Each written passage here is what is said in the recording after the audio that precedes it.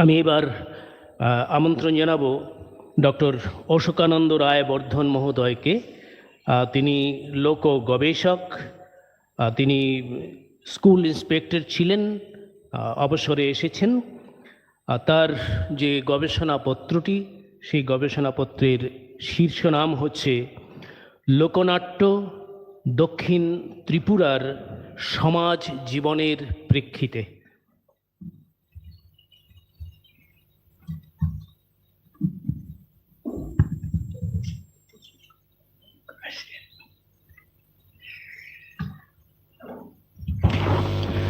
নমস্কার।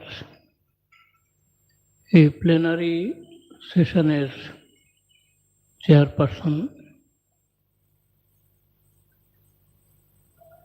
ত্রিপুরা বিশ্ববিদ্যালয়ের একসময়ের এই বাংলা বিভাগের দায়িত্বপ্রাপ্ত অধ্যাপক, এখন নেকলের ডিরেক্টর ডক্টর নির্মল দাস মহোদয়, আমার সহযোগী আলোচক ডক্টর রবীন্দ্র দত্ত মহোদয়, এখানে যারা উপস্থিত রয়েছেন সম্মানিত গবেষক বৃন্দ, অধ্যাপক অধ্যাপিকা মণ্ডলী এবং প্রিয় ছাত্রছাত্রী ভাই এবং বোনেরা, একটু আগে যে নাটকটা দেখলাম, আমার শুরুটা ভাবছি সেখান থেকেই করব। কারণ আমার আলোচনার বিষয় হলো লোকনাটক দক্ষিণ ত্রিপুরার প্রেক্ষিতে। তো এক্ষেত্রে আলোচনা করতে গেলে লোকনাট্য বিষয়টা কি সেটাও আলোচনা করতে হয়। তারপরে দক্ষিণ ত্রিপুরার পরিবেশ ইত্যাদি সম্বন্ধে দীর্ঘ কথাবার্তা বলতে হয়, তার যে সীমা পরিধি, লোক সংখ্যা বা কোন কোন জনগোষ্ঠীর মানুষেরা সেখানে থাকে, এগুলো বলতে হয়। যেহেতু সময় খুবই কম, আমি সে বিষয়টাতে যাব না। শুরু হয়েছিল নাটকটা লক্ষণ সেনকে দিয়ে, আমিও লক্ষণ সেনকে দিয়েই শুরু করি। লক্ষণ সেন 1178 থেকে 1206 পর্যন্ত গৌড়ের রাজত্বে ছিলেন। তার সভায় জয়দেব ছিলেন সভাকবি।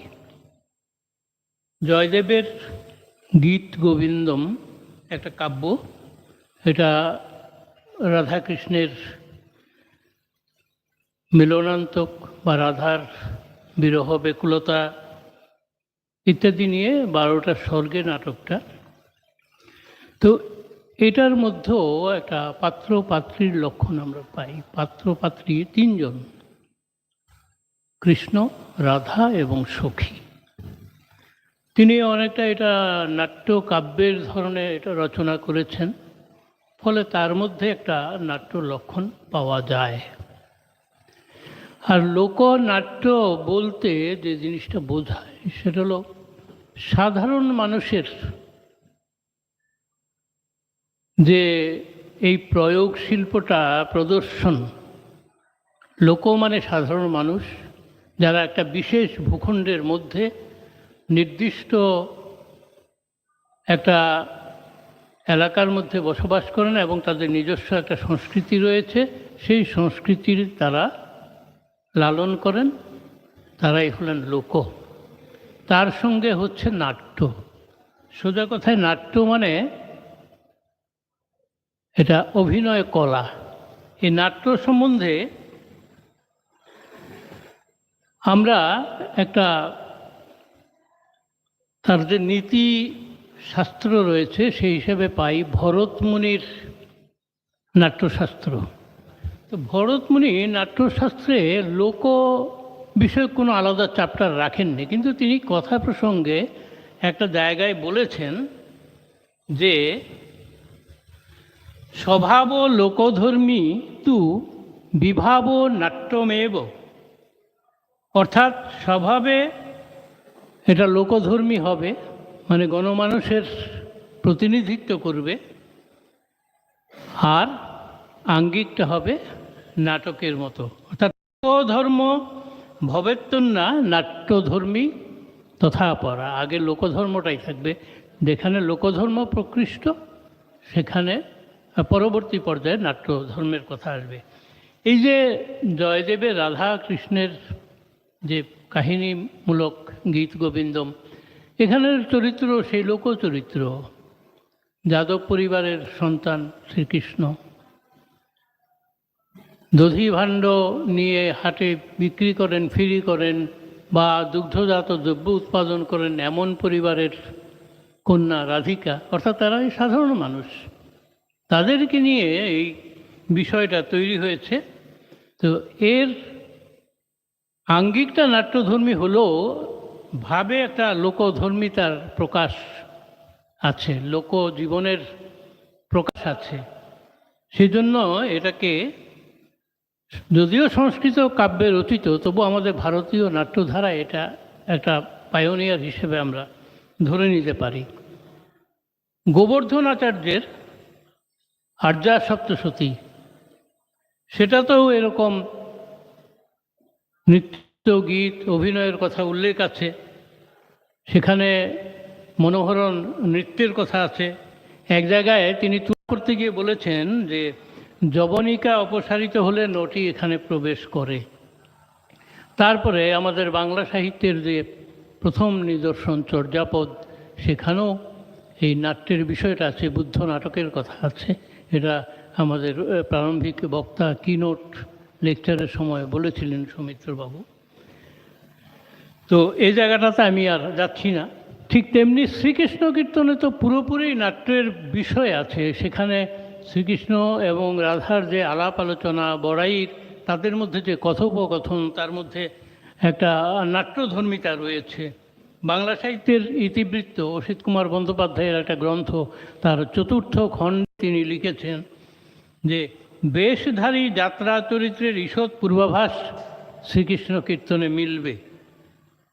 তো এইভাবে পরবর্তী সময় যখন আরেকটু আমরা এগিয়ে গেলাম, পঞ্চদশ ষোড়শ শতাব্দীর দিকে এলাম, পঞ্চদশ শতাব্দীর শেষ দিকে এবং ষোড়শ শতাব্দীর প্রথম দিকে আমাদের বাংলার সাংস্কৃতিক জীবনে একটা বিরাট পরিবর্তন হয়ে গেছে। পরিবর্তনটা এনেছেন চৈতন্যদেব।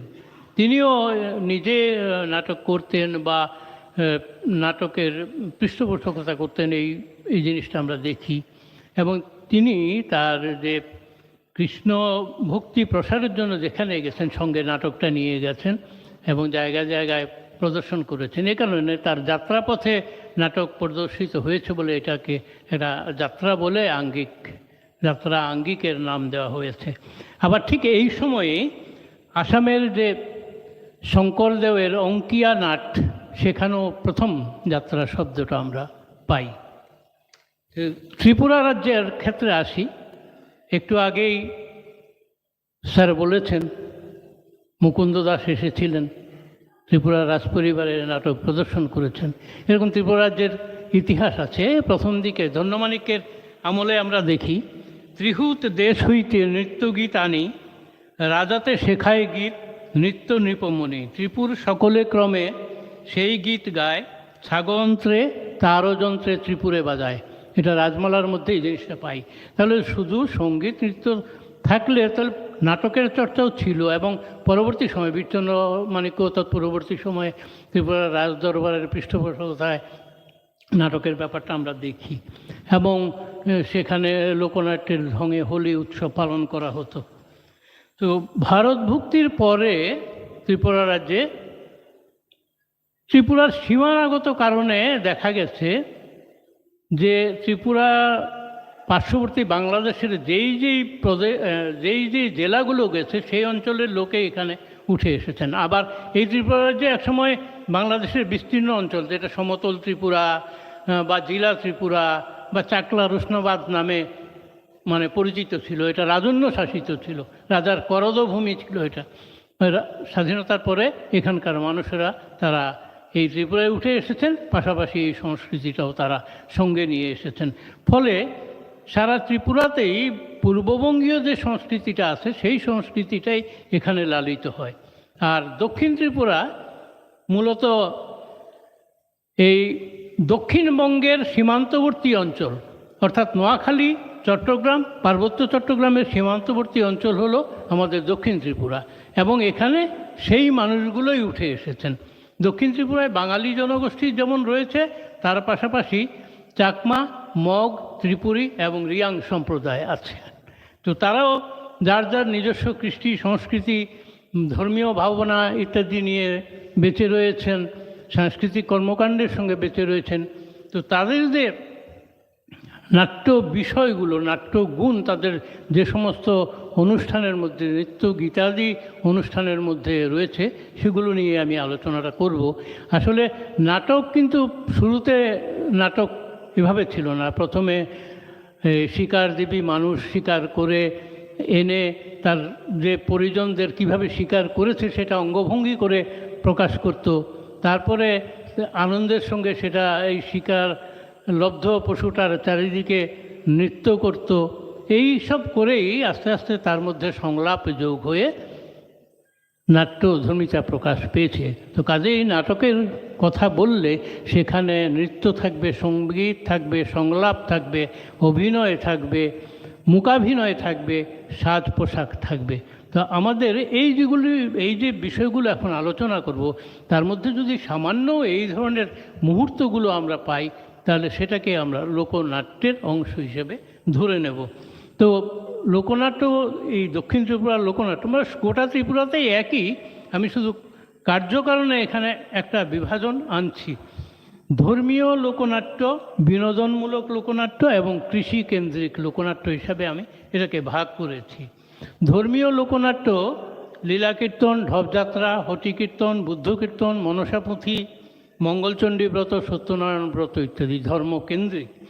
বিনোদনমূলক আছে কবিগান, যাত্রা, পাল্টা গান, চাকমাদের রাধান ধনপুজিপালা, ত্রিপুরীদের কুচু খা সিকাম কামানি, লেবাং বুমানি, রিয়াংদের হজাগিরি। কৃষিকেন্দ্রিক কিছু ব্রতানুষ্ঠান রয়েছে, আশ্বিনের ব্রত, কার্তিকের ব্রত, ধান্য পূর্ণিমার ব্রত ইত্যাদি। তো ধর্মীয় বিষয়গুলির ক্ষেত্রে আসি লীলাকীর্তন। লীলাকীর্তনটা আমরা দক্ষিণ ত্রিপুরায় এটা লীলাকীর্তন হিসেবে প্রচলিত, কিন্তু অন্যত্র এটা পালা গান বলেই ধরে নেওয়া হয়। এখানে গৌরাঙ্গ লীলা, শ্রীকৃষ্ণ লীলা ইত্যাদি বিভিন্ন বিষয় থেকে মানে অনুষঙ্গ নিয়ে বা ঘটনাক্রম নিয়ে লীলাকীর্তন পরিবেশন করা হয়। এখানে একটা বৈশিষ্ট্য হলো, যিনি কীর্তন গান করেন তিনিই অভিনেতা, তিনি আবার এটা ডেসক্রিপশন করেন, তিনি কথক বা ন্যারেটর। এই পদ্ধতিতে তিনি অনুষ্ঠানটা চালান এবং তার সঙ্গে কিছু দোহার এবং বাইন অর্থাৎ বাদ্যকর থাকেন, তারা তার সঙ্গে সহযোগিতা করেন। এরকম ঠিক একই ধারায় একটু অন্য আঙ্গিকের একটা গান পাওয়া যায়, এটাকে দক্ষিণ ত্রিপুরায় বেশি দেখা যায়, এটাকে বলা হয় হটিকীর্তন। ডক্টর রবীন্দ্র দত্ত এই বিষয়ে ভালোই বলতে পারবেন। হটিকীর্তন মানে কোনো শ্রাদ্ধ বাসরে এটা গাওয়া হয়। যেহেতু শোকাবহ পরিবেশ, সেজন্য আমাদের পুরাণ কাহিনীর ওইরকম শোকের বিষয় আছে এমন ঘটনা বেছে নেওয়া হয়। যেমন নিমাই সন্ন্যাস, সংসার ছেড়ে চলে যাচ্ছেন, আর এদিকে এক মানে ভব সংসার ছেড়ে চলে গেছেন, এইরকম বিষয়ের একটা নিয়ে এই কাহিনীগুলির একই পালা কীর্তনের মতোই করা হয়, লীলা কীর্তনের মতোই। তার সঙ্গে রয়েছে এই হরিশ্চন্দ্রের শ্মশান মিলন, এই জাতীয় ঘটনা। এবং তিনি শেষ দিকে এমন নাটকীয়তা, এমন আবেগঘন পরিবেশনা করেন, যার ফলে মৃতের পুত্র কন্যারা, পরিবার পরিজন সেখানে কান্নাকাটি করেন, ধুলায় গড়াগড়ি যান। অর্থাৎ এই শোক রহিত হয়ে, শোক সন্তপ্ত পরিবারটা এখানেই স্নাত হয়ে কান্নার মধ্য দিয়ে আবার নতুন করে সংসারের দিকে যাত্রা করেন। স্ফটিক থেকে অর্থাৎ স্বচ্ছতা তার মধ্যে এসে যায়, এই স্ফটিক থেকেই ফটিক শব্দটা এসেছে। বৌদ্ধরা অর্থাৎ চাকমারা বুদ্ধ কীর্তন করেন। আরেকটা বিষয় হলো ঢপযাত্রা। সেও রামায়ণ, মহাভারত, কৃষ্ণের প্রণয়মূলক, রাধাকৃষ্ণের প্রণয়মূলক কাহিনী নিয়ে এটা করা হয়। এখানে আবার পাত্রপাত্রী থাকে, তারা গানের মাধ্যমে জবাব দেন, প্রত্যুত্তর উত্তর যাই করেন গানের মাধ্যমে করেন। এটা বাংলার বিস্তীর্ণ অঞ্চলে আছে, আমাদের দক্ষিণ ত্রিপুরায় আছে। ত্রিপুরার বাঙালিদের মধ্যে শ্রাবণ মাস ব্যাপী সারা ত্রিপুরাতেই আছে মনসামঙ্গল পাঠ হয়, 22 কবি মনসামঙ্গল। সেখানে একজন মনসামঙ্গলের বিভিন্ন অধ্যায় থেকে পাঠ করেন, সুর করে, পয়ার, ত্রিপদী, লাচারি আছে, এগুলো সুর করে পাঠ করেন। আর অন্যেরা তার সঙ্গে একটা লৌকিক সঙ্গীতের ধোঁয়া তুলে সেটার সঙ্গে তাল রাখেন। মাঝে মাঝে এটার মধ্যে একটু মানে আনন্দ ঘন করার জন্য কোনো বিষয় নিয়ে আবার দুইজন গায়কের মধ্যে একটু তর্ক জুড়ে দেওয়া হয়। এইভাবে একজনের পর একজন গান করেন, এর মাধ্যমে অন্যজন বিশ্রাম করার সুযোগ পান, সঙ্গে বাইন দোহারি ইত্যাদি থাকে। চাকমাদের মধ্যেও এরকম, ওই যে কথাটা বলছিলাম বুদ্ধ কীর্তন, সেটা বিনোদনমূলক বিষয়েই দাঁড়ায়। মঙ্গলচণ্ডীর ব্রত রয়েছে, ঠিক আছে, আমি টেনে আনছি। এরপরে গাজন, যেটা গাজনে এরকম সর্বত্রই হয়। এখানে বিশেষ কয়েকটা চরিত্র আছে, শিবের সঙ্গে গৌরী এবং গঙ্গা, স্থানীয় ভাষায় বলা হয় গৈরা গঙ্গা। চৈত্র মাসে যে চড়ক পূজা, এটাকে বলা হয় গাছ ঘুরানি। সন্ন্যাসীর অধীনে এরা এই অনুষ্ঠানগুলি করে। একটা বিশেষ চরিত্র এই গৈরা গঙ্গার সঙ্গে থাকে, তাকে বলা হয় পাগলি। এটা নিয়ে গবেষণা করা দরকার। অনেকে বলছেন এরা লৌকিক একটা চরিত্র, কিন্তু গবেষণায় দেখা গেছে যে আমাদের এই দক্ষিণ ত্রিপুরা অঞ্চলটা স্বদেশী আন্দোলনের পীঠভূমি ছিল। স্বদেশী আন্দোলনে যারা স্বদেশীরা আত্মগোপন করে থাকতেন, তাদের খাদ্যবস্ত্রের দরকার হতো। তারা পুলিশের ভয়ে এরকম ঢাকির দলের সঙ্গে মিশে থাকতেন, গৃহস্থের বাড়িতে গিয়ে তার আহার্য তারা এইভাবে সংগ্রহ করতেন, টাকা পয়সা সংগ্রহ করতেন। আচ্ছা, পাগলির পোশাকটা কি?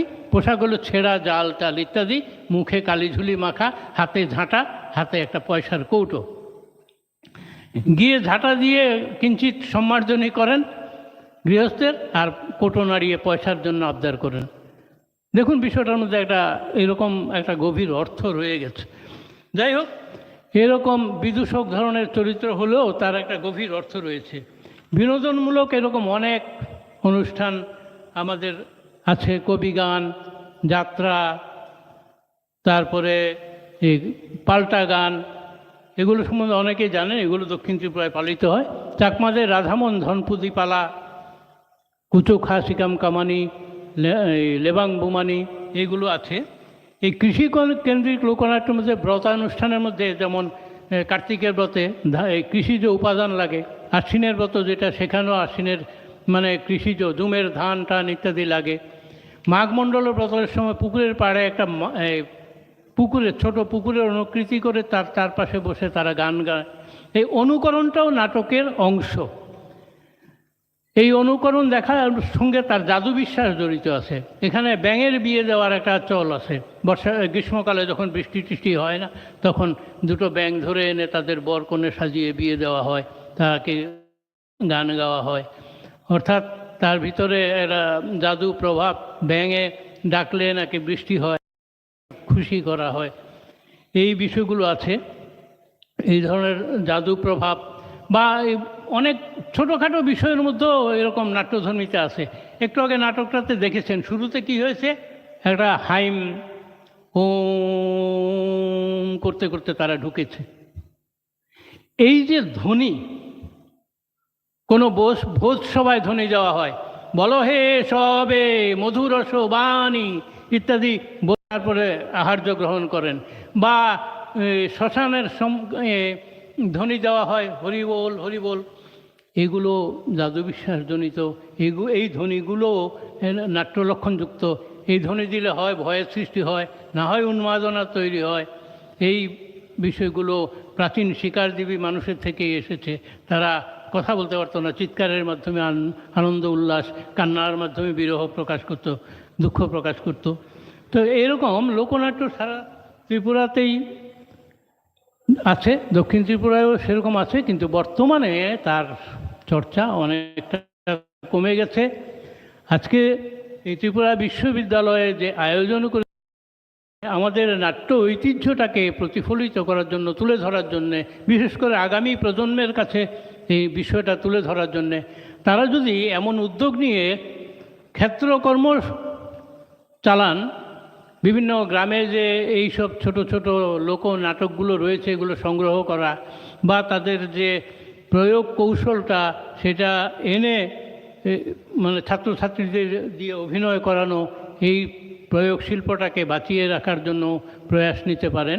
সবশেষে আমার মতো একজন মানে একেবারে অজ্ঞ, শুধু আবেগের বশেই আমি এই কাজগুলো করি, আমার কোনো ডিগ্রি নেই। স্যার তো ডক্টর বলেছেন, আমি আসলে এরকম ডিগ্রি আমার নেই। আমি বিনয়ের সঙ্গেই বলছি, আমি শুধু চর্চাই করি, আমি গবেষকও না, একজন সংগ্রাহক বলতে পারেন, আর পড়াশোনাটা একটু করি। দীর্ঘ বিষয় ছিল আমার, সময়ের অভাবে সবটা বলছি না, তারপরেও দক্ষিণ ত্রিপুরার বিষয়টাই আপনাদের সামনে তুলে ধরলাম। সবাইকে নমস্কার, সবাই ভালো থাকবেন, ধন্যবাদ।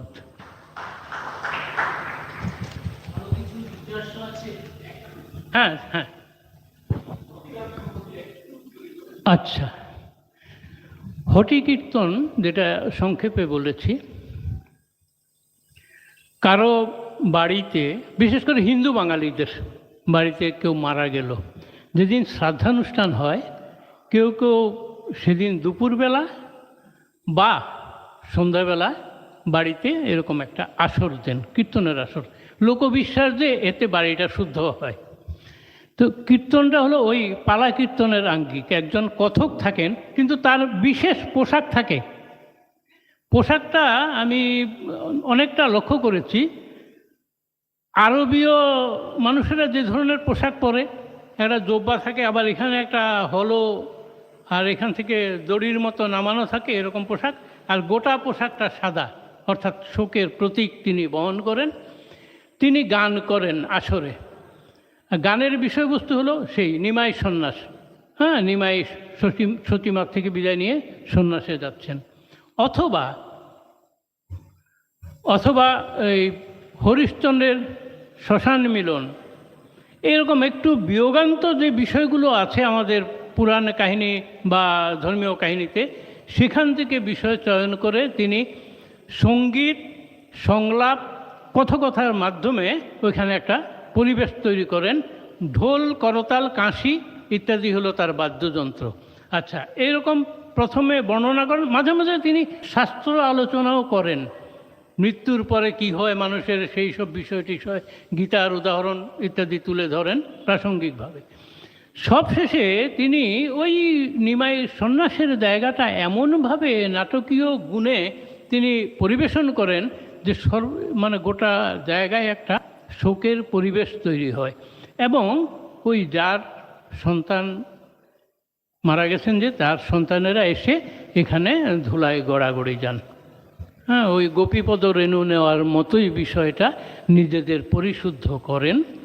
এতে বাড়ি শুদ্ধ হয়, বা নিজেরাও কেঁদে কেটে পরিশ্রুত হলেন, আবার নতুন করে জীবন শুরু হবে।